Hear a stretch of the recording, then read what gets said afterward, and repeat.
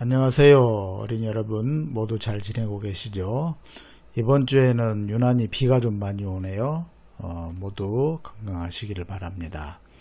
오늘은 사순절 제2주입니다. 사순절은 예수님께서 십자가에 달려 돌아가시기 전까지 그 전에 40일, 그 40일을 우리가 지내면서 예수님이 당하신 고난, 그것을 깊이 생각하는 그런 주간입니다.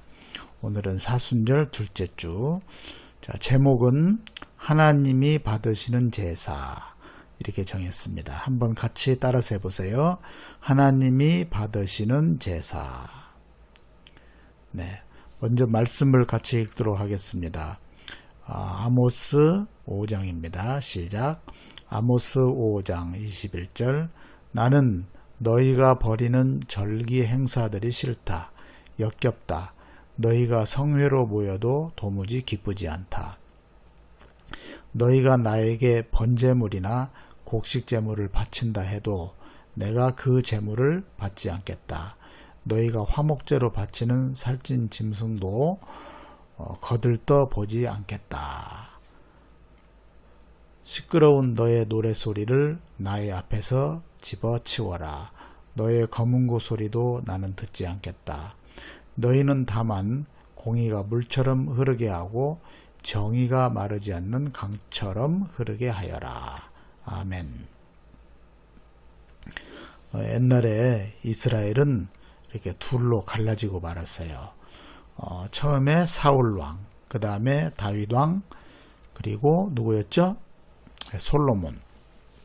근데 솔로몬의 아들 르호보암이 있었는데 그때 남유다하고 북이스라엘이 갈라져 버렸고 북쪽에서는 여로보암이라고 하는 사람이 왕이 되었습니다. 그래서 남쪽은 유다라, 남유다라고 하고 북쪽은 북이스라엘, 이렇게 이제 이름을 불렀습니다.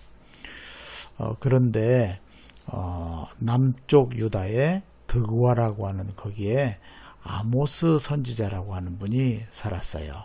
이분은 언제 시대 사람이냐면은 북왕국 여로보암 2세, 그래서 주전 787년에서 747년 동안 여로보암 2세가 통치를 했는데 그때 아모스 선지자께서는 남유다에서 살고 있다가 북이스라엘이 너무나 잘못되니까 북이스라엘에 가서 말씀을 전했습니다. 여기는 남유다, 그리고 여기는 북이스라엘이죠.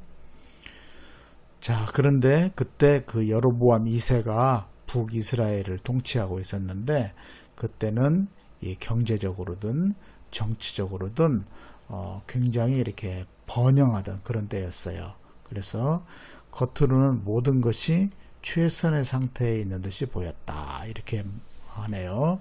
그러니까 다 모든 것이 좋아 보이는 거예요. 그런데 그 나라는 많이 부패한 그런 나라였습니다. 거기에서는 열심히 이렇게 제사를 지냈어요. 아주 지금으로 치면은 열심히 예배를 드리는 것이나 마찬가지죠. 열심히 제사를 드렸어요. 또 절기도 잘 지켰어요. 지금 이것은 보면 초막절이라고 해서 이렇게 집 같은 것을 지어놓고 풀로 이렇게 집을 지어놓고 요 안에서 며칠간 사는 거예요. 이런 초막절도 지키고 또 유월절도 지키고 오순절도 지키고, 이게 이제 이스라엘의 3대 절기입니다. 이런 절기들을 잘 지켰어요. 굉장히 잘하는 것 같죠? 그런데 이 사람들은 큰 잘못을 저질렀어요. 무슨 잘못을 저질렀을까요? 사람들은 이 법정에서 시비를 이렇게 올바로 가리는 사람을 미워하고 바른 말 하는 사람을 싫어했다고 해요. 그러니까 재판을 올바로 하지 않는 거예요. 그리고 바른 말을 하면은 그 사람을 싫어하는 거예요. 그러니까 아주 잘못된 것이죠. 재판이 만약에 잘못되면 어떻게 됩니까? 그 피해가 너무나 크고 억울하죠. 그래서 이 사람은 지금 재판을 받았는데 막 항의를 하는 거예요. 이 재판이 엉터리야, 뭐 이따위가 다 있어 하면서 막 억울해서 항의를 하니까 법정에서 떠들었다고 오히려 더 징역살이를 더 시키는 이런 식으로 해서 이 사람이 굉장히 억울해하는 것을 볼 수가 있습니다. 그래서 재판은 항상 공정하게 해야 되는 것이죠. 그 다음에 또 보면 너희가 가난한 사람을 질밟고 그들에게서 곡물세를 착취하니, 곡물세는 뭐냐면 농사를 지었으면 이제 그 곡물이 생기잖아요. 벼나 뭐 보리 이런 것이 생기잖아. 그럼 거기에 이제 세금을 묻는데 너무 세금을 많이 거두는 거예요. 그리고 가난한 사람 짓밟는 거예요. 그렇게 되니까 너희들은 앞으로 돌로 집을 지어서 살아도 거기서 살지 못할 것이다. 아름다운 포도원을 가꾸어도 그 포도주를 마시지는 못할 것이다. 이렇게 이제 경고를 하는 거예요. 이 가난한 사람들을 굉장히 학대한 것을 볼 수가 있습니다. 오늘 이 시대로 보면은 부자 감세라는 말이 있어요. 이거는 뭐냐면 부자, 돈이 많은 사람이죠. 감세, 이거는 감해준다. 세금을 감해준다. 부자에게 세금을 줄여주고 가난한 사람에게 세금을 더 걷는 거, 이것을 말하는 거예요. 이건 아주 잘못된 거잖아요.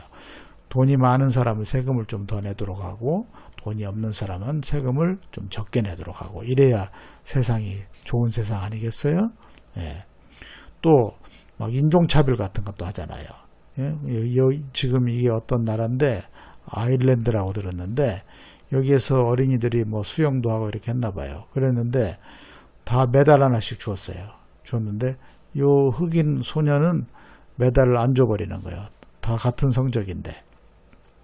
이게 차별하잖아요. 이런 것이 정의를 짓밟는 거예요. 이 흑인 소녀는 얼마나 억울하겠습니까? 그렇죠?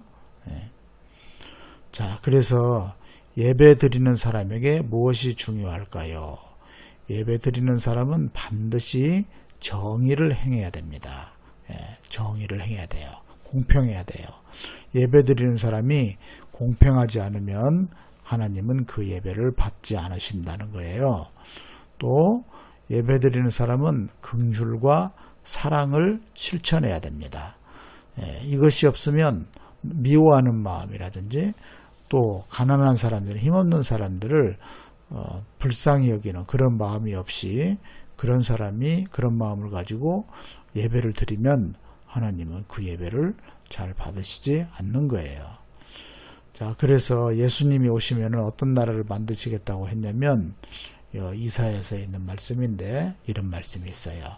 같이 한번 읽어볼까요? 가난한 사람들을 공의로 재판하고 세상에서 억눌린 사람들을 바르게 논죄한다. 그가 하는 말은 몽둥이가 되어 잔인한 자를 치고 그가 내리는 선고는 사악한 자를 사형에 처한다. 그러니까 벌을 내린다 이 말이에요. 나쁜 사람은. 가난한 사람들을 공의로 재판한다. 억눌린 사람들을 바르게 논죄한다는 말은 죄가 있는지 없는지를 밝히는 걸 논죄한다고 그래요. 그래서 바르게 재판한다. 예수님이 오시는 메시아의 나라에 예수님이 그렇게 하신다는 겁니다. 자, 그런데 우리가 사는 세상에 보면 참 그렇게 예수님처럼 힘없고 억울한 사람을 억울하게 하는 이 세상을 바꾼 사람들이 있어요. 예수님과 같은 분이에요. 목사님이 아주 존경하는 분인데 남아프리카 공화국의 넬슨 만델라 대통령이 계셨어요. 이분은 흑인으로 태어나가지고 인종차별도 많이 당하고 굉장히 가난하고 어렵게 살았어요. 그런데 이분이 나중에 굉장히 고생을 많이 했는데 감옥에도 갇히기도 하고 얻어맞기도 하고 그런 차별을 많이 당했어요. 그런데 이분이 나중에 대통령이 되었습니다.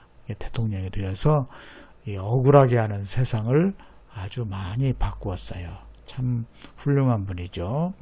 우리 어린이들도 아모스 선지자의 말씀을 잘 듣고 또 예수님의 말씀대로 그렇게 살아서 넬슨 만델라 대통령 같은 그렇게 이 세상에 억울한 사람을 없도록 힘없는 사람이 억울하지 않도록 그렇게 하는 그런 사람들이 되면 좋겠어요. 꼭 대통령이 안 되어도 좋아요. 우리 주변에 억울한 일이 없도록 그렇게 하면서 살아야 됩니다. 자, 오늘 이 말씀을 한 번 더 읽고 마치도록 할게요. 같이 읽을까요? 시작. 너희는 다만 공의가 물처럼 흐르게 하고 정의가 마르지 않는 강처럼 흐르게 하여라. 아멘. 기도하겠습니다. 이 기도문을 같이 읽을까요? 예수님, 정의를 짓밟고 가난한 사람을 학대하면서 드리는 제사를 받지 않으신다는 것을 배웠습니다. 우리도 항상 정의를 행하고 사랑을 행하여 바른 예배를 드리겠습니다. 예수님의 이름으로 기도합니다. 아멘. 네, 감사합니다. 어린이들 예배 드리느라고 수고했어요. 모두 건강하게 잘 지내기를 바랍니다. 다음에 또 봐요.